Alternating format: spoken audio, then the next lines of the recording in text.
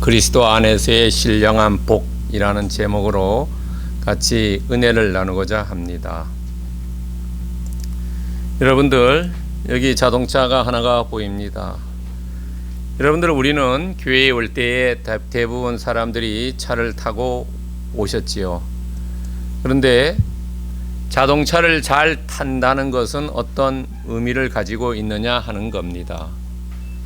여러분들, 자동차를 잘 탄다는 것은 교통법규를 잘 지킨다는 것이죠.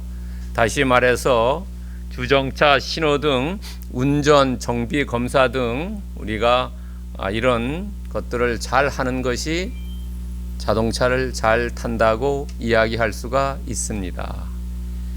여러분들, 잘못하면 우리가 범칙금을 내고요, 또 벌점도 받고요, 또 큰 사고를 내면은 교도소도 가게 되지요. 그래서 자동차를 잘 탄다는 것은 우리가 교통법규를 잘 지키는 거지요. 빨리 가는 것보다가 안전하게 가는 게 더 중요하지요. 빨리 그런 얘기도 있지요. 5분 빨리 가려다가 50년 빨리 간다라는 이야기도 있습니다. 그래서 자동차를 잘 탄다는 것은 교통법규를 잘 지킨다는 겁니다. 그렇다면은 우리의 인생을 잘 산다는 것은 뭐냐 하는 거지요.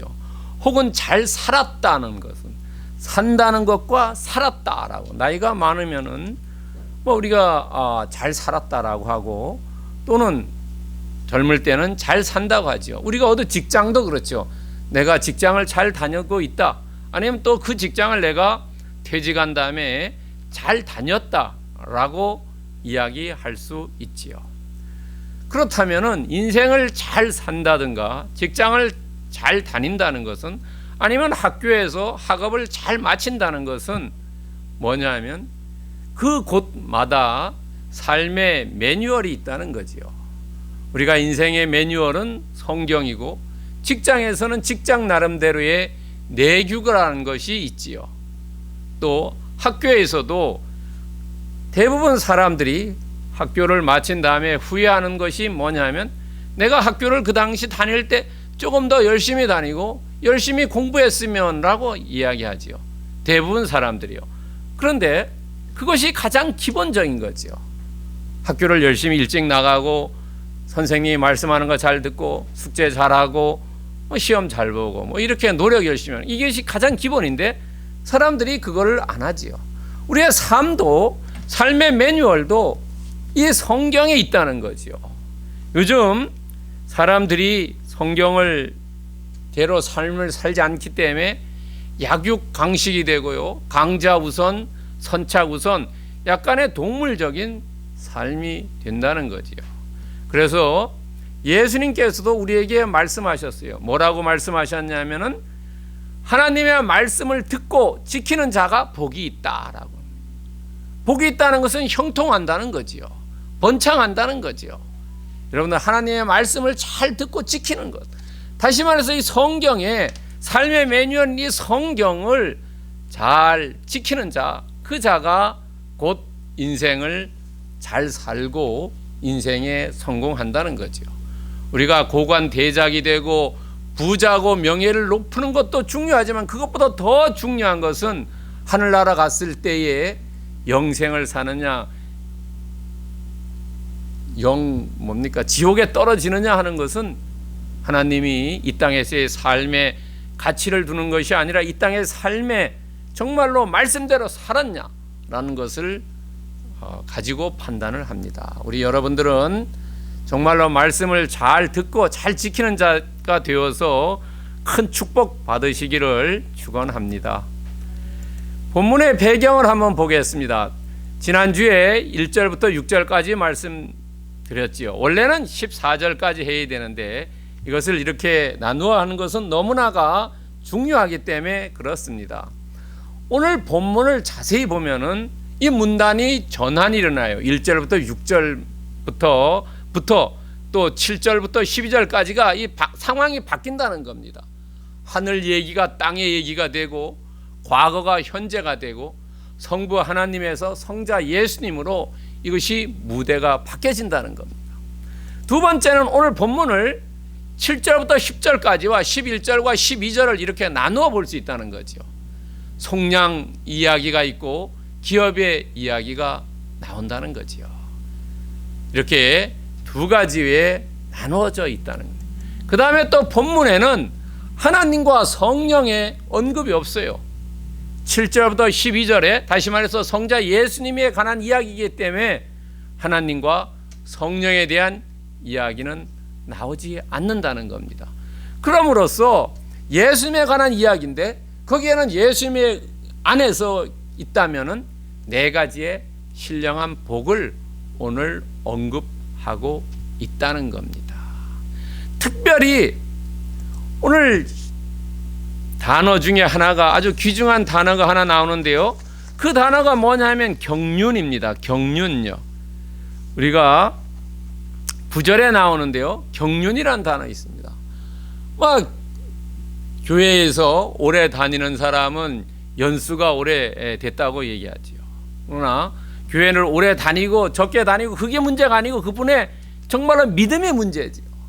오늘 경륜이라는 것은 헬라어는 오이코노미아라고 이야기해요. 이것은 어떤 의미를 가지냐면 재산을 관리한다든가 그 집의 대수사를 관장하는 청지기를 이야기합니다. 다르게 얘기하면 섭리를 이야기해요. 근데 알기 쉽게 얘기하면 구원의 계획을 이야기합니다. 이 한글 성경에 보면은 경륜이라는 말이 한 4군데 정도 나옵니다. 에베소서에 3번 나오고 디모데 전서에 1번 나옵니다.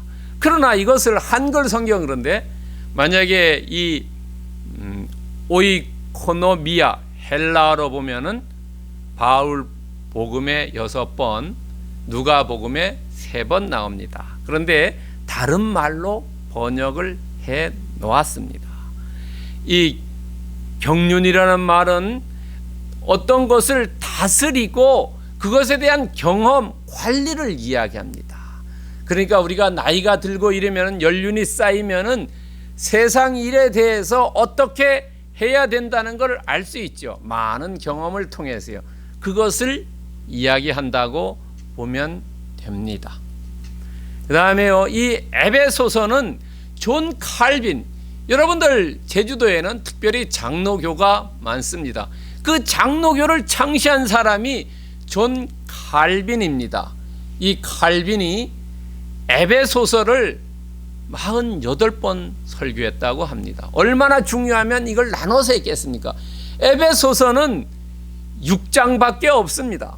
그러면 6장을 한 장에 8번씩을 설교했다는 거죠. 그러니까 아주 작게 해가지고 의미를 그 안에서 찾아내고 많은 사람들이, 회중들이 그 의미대로 살기를 원했다고 합니다. 또 영국의 신학자인 아주 유명한 분 브루스라는 사람은 이 에베소서가 바울 복음의 정수라는 거예요. 여러분 바울이 13편의 신약 성경을 썼지요. 그 중에서 이 브루스라는 신학자는 바울 복음을 이해하려면 에베소서를 잘 이해하면 된다는 거죠. 정수라는 것은 가장 핵심적인 것을 이야기하지요. 그래서 이 에베소서를 원래는 지난번에도 제가 말씀드렸습니다만 1절부터 14절이 하나의 문장으로 되어 있다고 그랬죠. 헬라어에는요. 그런데 이것을 한국 성경은 이렇게 5개의 문장으로 나누어 있기 때문에 우리가 지금 이렇게 나누어서 지금 설교를 합니다. 그렇다면 오늘 이 7절부터 12절은 그리스도 안에서의 신령한 복입니다. 예수님 안에 거한다면 어떤 신령한 복이 있느냐 하는 거예요. 첫 번째는 속량이고요. 두 번째는 비밀과 통일이고요. 세 번째는 기업입니다. 첫 번째 속량입니다. 속량은 우리가 성경을 보시면은 우리는 그리스도 안에서 그의 은혜의 풍성함을 따라 그의 피로 말미암아 속량 곧 죄사함을 받았느니라. 개역 개정판 한글 성경에는 속량이라고 나와 있습니다. 그러나 이 속량을 다른 성경을 보면은요, 속량이라 안 그리고 구속이라고 나옵니다. 그런데 왜 속량이라고 고쳤냐면, 구속이라는 말은 대개 이렇게 한문으로 이 단어를 우리는 많이 듣습니다.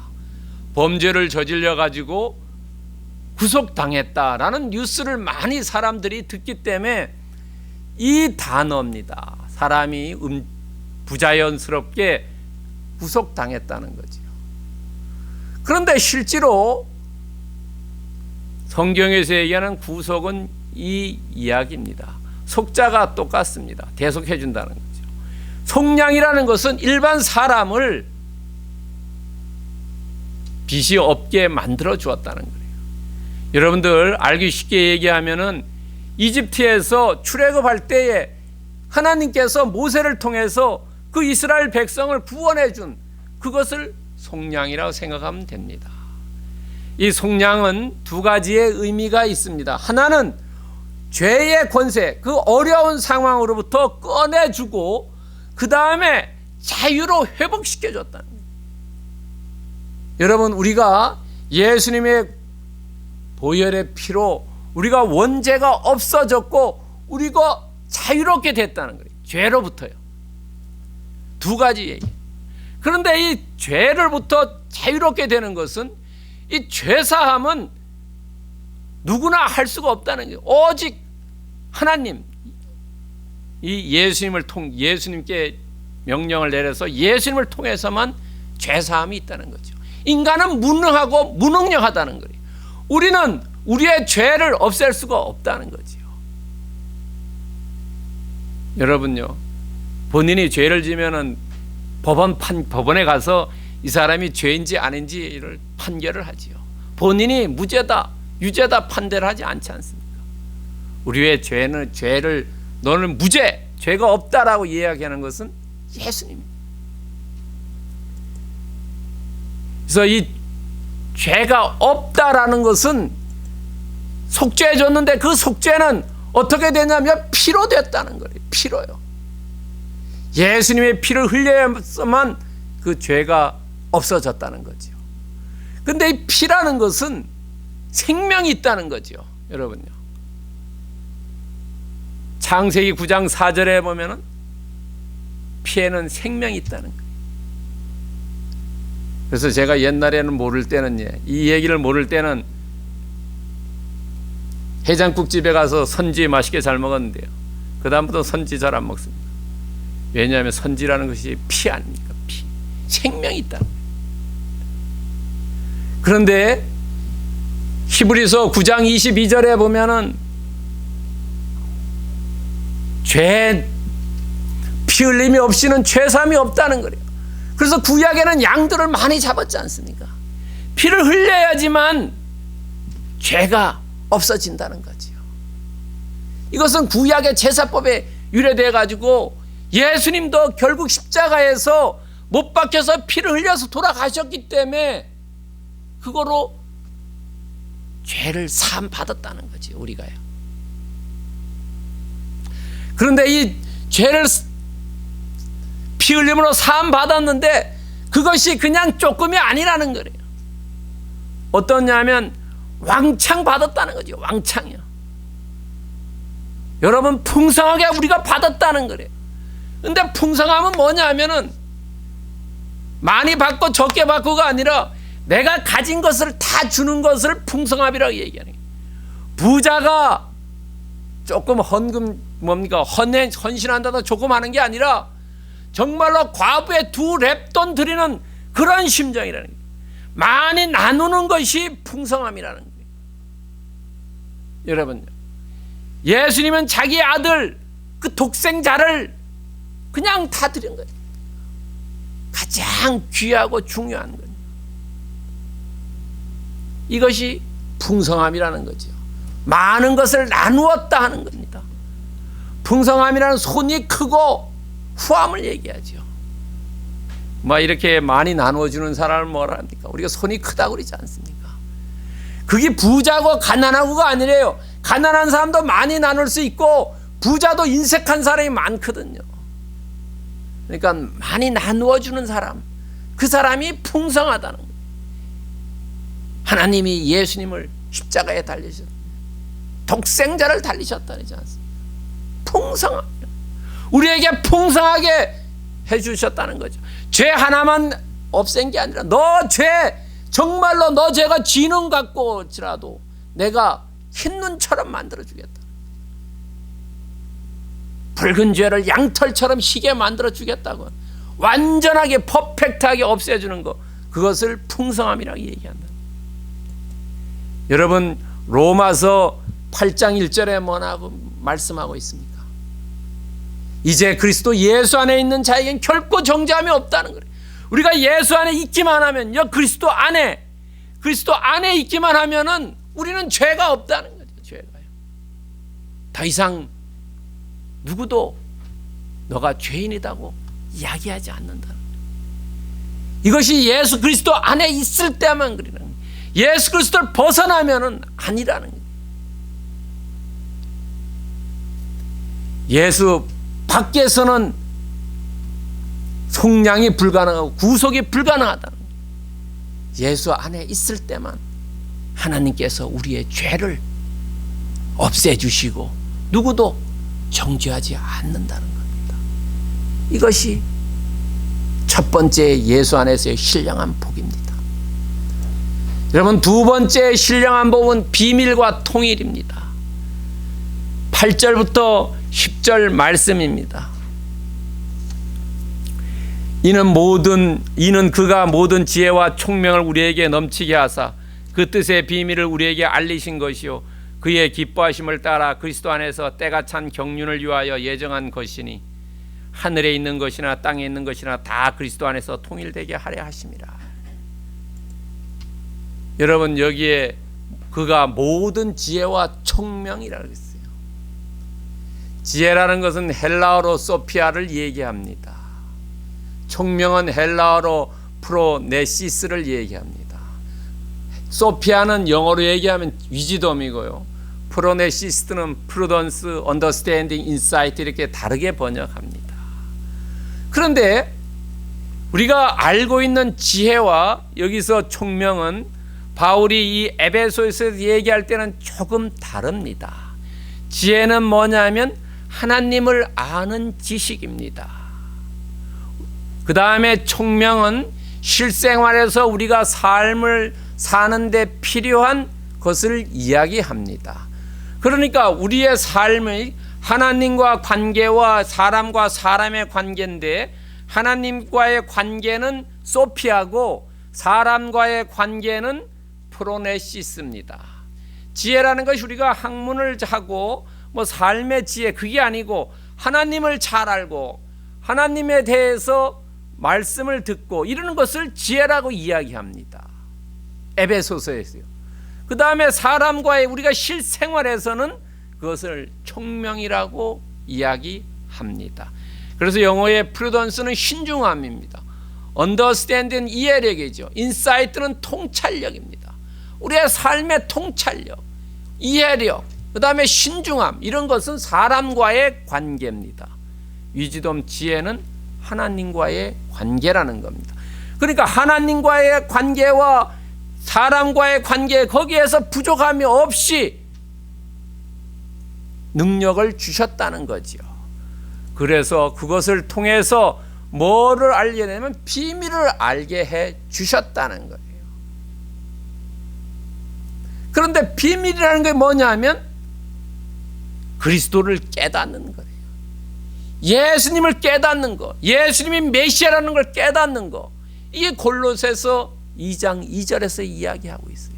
그 예수님을 제대로 깨달으면은 아하, 이 예수님이라는 사람이 천하 만물을 통일한다는 겁니다. 천하 만물은 지금 여기 10절에 보면은 하늘에 있는 것이나 땅에 있는 것으로 이야기합니다. 하늘과 땅 모든 것을 통치하고 만드셨다는 거죠. 천지 만물을요. 그런데 이 천지 만물을 예수님께서 세 번째 비밀을 뭐냐면 통일되게 하셨다라고 말씀하고 계세요. 그런데 이 통일되게라는 것은 헬라어로 아나케팔라이오마인데요. 이 단어는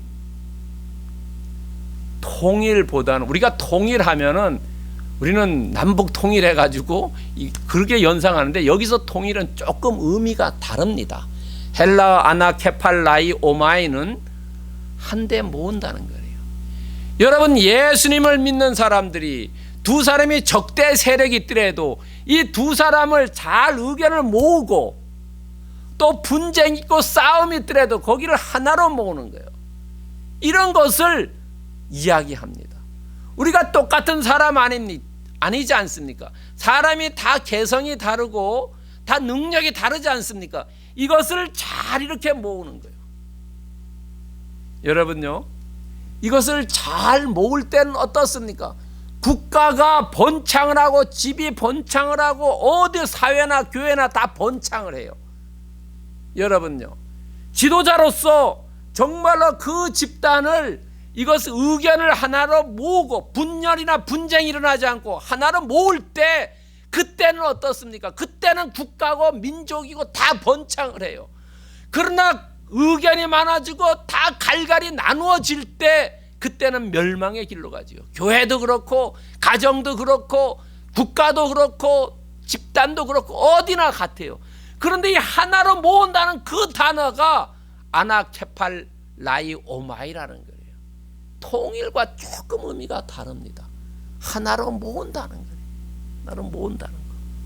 그런데 이 하나로 모으는 것은 어떻게 하냐면 조화와 균형을 맞춰야 돼서 모은다는 거죠. 여러분, 가정이나 집단이나 사회에서 사람마다 의견이 다 달라요. 이 의견을 조화롭게 균형 잡히게 해야 되는 거죠. 어떤 사람도 손해보지 않게, 어떤 사람도 이렇게 기울지 않게 잘 의견을 모으는 거예요. 이게 오늘 본문엔 통일되어 있다. 예수님이 가는 데는 분열이 없어지죠. 불화가 없어지죠. 평강과 안식과 평화가 있고요. 조화와 균형을 맞추고 다 하나로 되지 않습니까? 이것이 비밀이라는 거죠. 비밀은 예수님을 알고 예수님은 만물을 통일한다는 거예요. 여러분, 이사야서 11장 6, 7절에 보면요, 잘 아는 말씀입니다. 이리가 어린 양과 함께 살며 표본이 어린 염소와 함께 누우며 송아지와 어린 사자가 살진 짐승이 함께 있어 어린 아기에 끌리며 암소와 곰이 함께 먹으며 그것들의 새끼가 함께 엎드려지며 사자가 소처럼 풀을 먹을 것이다. 여러분, 육식 동물이 초식 동물과 같이 있다는 거예요. 또 육식 동물이 초식한다는 거예요. 서로가 잘 균형과 조화를 맞춘다는 거죠. 예수님이 가는 곳에는 이렇게 평화와 평강이 흘러 넘친다. 이것이 비밀이라는 거죠. 언제? 예수님 안에 있을 때 이렇게 된다는 거죠. 예수님을 떠나가면 분쟁이 있고 불화가 있고 다툼이 있고 싸움이 있다는 거예요. 그러나 예수 그리스도 안에서는 비밀을 알려주셨고 그 비밀이 통일되는 거다라는 거죠. 무작정 음식점에 가서 뭐로 하나 시켜갖고 다 통일해, 그게 아니라는 거죠. 조화와 균형을 맞춰서 통일을 한다는 겁니다. 세 번째 비밀은 기업입니다. 기업이라는 것은 한문으로 쓰면 다릅니다. 우리가 기업이라는 것은 회사를 얘기하죠, 보통요. 그 기업은 여기 한문이 다릅니다. 여기에 기업이라고 쓴 것은 헬라어로 클레로입니다. 이것은 기업으로 번역했지만 제비를 뽑아 정하다, 선택하다는 의미가 됩니다. 예수 그리스도 안에서 선택되었다는 거예요. 선택되었다. 이 기업은 우리가 알기 쉽게 얘기하면 유업이라고 얘기할 수 있어요. 유업은 뭐냐 하면은 상속자라는 겁니다. 갈라디아 3장 29절에 보면 너희가 그리스도의 것이면 곧 아브라함의 자손이요 약속대로 유업을 이을 자다. 기업보다는 유업을 쓰는 게 더 이해하기 쉬워요. 너희들이 상속자로서 선택받았다는 거예요. 그리스도 안에 있을 때, 그리스도 안에 있을 때, 너희가 그리스도 것이라면 그리스도 안에 있다는 거지요. 그러면 약속대로 유업을 이을 자다, 유업을 받을 자라는 거지요. 그렇기 때문에 12절에 보면은 해야 될 것이 뭐냐면 이는 우리가 그리스도 안에서 처음부터 바라던 그의 영광의 찬송이 되기. 이 사람들이 그리스도 안에서 전부터 바라던, 전에 뭘 바랐어요? 구원을 바랐지요. 우리가 교회에 나오는 목적은 뭡니까? 영생을 얻는 구원의 목적이 아닙니까? 독생자를 믿으면 죽지 않고 영생, 우리가 구원을 받는 거죠. 물론 하늘나라 가는 것도 구원이지만 이 땅에서도 구원이 있죠. 내가 어려움을 당하고 예수 그리스도 때문에, 예수 그리스도 믿는 것 때문에 직장에서 어려움을 당하고 힘들고 이럴 때 구원해 준다는 거죠. 그러니까 우리를 선택해 주신 그것에 대해서, 나를 유업으로 삼아주었고 기업으로 삼아준 그것에 대해서 내가 해야 될 것은 영광의 찬송을 올리는 거죠. 찬송을 올리는 거예요. 우리가 해야 될 것은 나를 진토에서 끌잡아 주셔서 구원해 주신 것, 그것에 대해서 뭘 할 거냐? 찬송을 올리는 거예요. 찬송 올리는 것은 사언행이라고 얘기했죠. 생각하는 것과 말하는 것과 행동하는 것, 우리가 입술을 벌려서 크게 찬양하는 것도 찬송하는 거지만 그게 아니라 우리가 생각하고 말하고 행동하는 것을 통해서 찬송을 올려드려야 된다는 거지요. 언제 어떻게? 내가 평생토록 여호와께 노래하며 내가 살아있는 동안 내 하나님을 찬양하리다. 시편 104편 33절에서 이야기하고 있다는 겁니다. 나는 교회 예배에 나와서 하나님을 당시 한 시간 동안 예배 드린 동안 찬양하는 게 아니라 내가 직장에 있으나 걸을 때나 집에서 누워 잠잘 때나 어디에서 무엇을 할 때도 내가 이 땅에 살아있는 동안, 목숨에 붙어있는 동안 여호와 하나님을 찬양한다는 거죠. 어떻게? 사언행을 통해서. 왜? 하나님이 나를 선택해 주셨기 때문에. 아브라함도 어땠습니까? 아브라함도 저 강 건너 땅에 있는데 나를 선택해 주셨지요. 사도 바울도 뭐라고 얘기합니까? 예수님께서 사도 바울을, 아나니아가 가서 사도 바울에게 안 가려고 하니까 예수님께서 아나니아에게 얘기했죠. 내가 이방인을 위해서 사도 바울을 택했다. 가서 안수해 주라고 얘기죠. 이방인을 위해서 택했다는 거죠.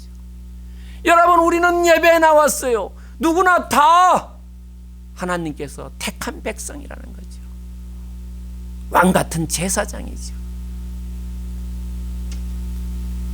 그렇기 때문에 우리는 일생을 두고 하나님이 선택해 주신 것에 대해서 감사해야 된다는 거죠. 그럼 오늘 본문의 메시지를 통해서 뭘 이 말씀을 하고 계시냐면 성자의 우리는 구속사역을 찬송하자는 거죠. 예수 그리스도가 보혈에 흘려서 우리가 죄사함을 받고 예수 그리스도 때문에 우리가 그 비밀을 알게 됐고 예수 그리스도를 통해서 통일되는 것을 알게 되었고 예수 그리스도를 통해서 우리가 유업을 받게 되었다는 성자의 신령한 복 4가지를 우리는 일생을 두고 찬송을 해야 된다는 거죠. 여러분, 왜냐하면 우리가 몰랐을 때는 찬송할 수밖에 없었지요. 그러나 역대상 29장 13절에 보면은 하나님이여 이제 우리가 감사하오며 주의 영화로운 이름을 찬양하리다라고 얘기하죠. 이제 내가 지금까지는 몰랐는데 이제는 알았기 때문에 주님께 감사하오며 주님을 영화롭게 찬양합니다. 몰랐을 때는 할 수 없지만 알고부터는 찬양해야 한다는 거죠. 어떻게 찬양할 것이냐 하는 겁니다. 첫 번째는 그리스도 안에 거해야 된다는 거죠. 예수 그리스도 안에 있을 때, 그때 우리가 신령한 복을 받게 되는 것. 그 다음에 그 예수 그리스도로부터 우리가 받은 은혜, 그것을 이제는 자각해야 된다는 거죠. 이제 알게 되었다는 거래요. 이제는 모른다고 이야기할 수가 없다는 거죠. 주신 은혜가 얼마나 큰지 그것을 자각하는.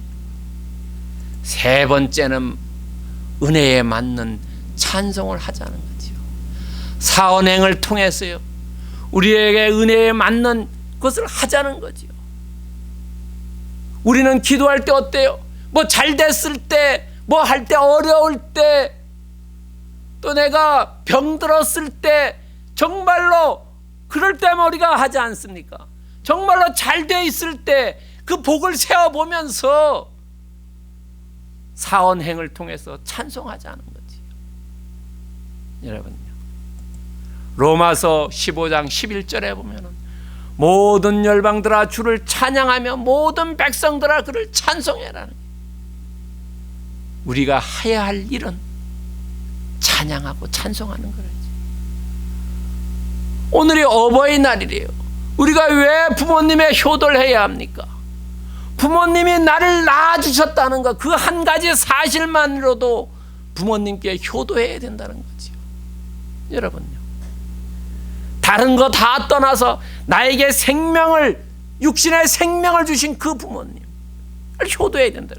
우리가 하나님을 섭리해서 우리가 오늘날까지 이렇게 삶을 영위하는 것, 그 한 가지만 사실만 하더라도 우리는 주님께 찬양과 찬송을 해야 된다는 거죠. 찬양과 찬송을 하지 않는 백성들은 교만하고 오만하고 거만하기 때문에 그렇다는 거죠. 오늘 예배에 나온 모든 분들은 그리스도 안에 거하면서 은혜를 자각하고 은혜에 맞는 찬송을 하나님께 늘 평생토록 드리는 축복을 누리시기를 예수 그리스도 이름으로 축원드립니다. 기도하겠습니다.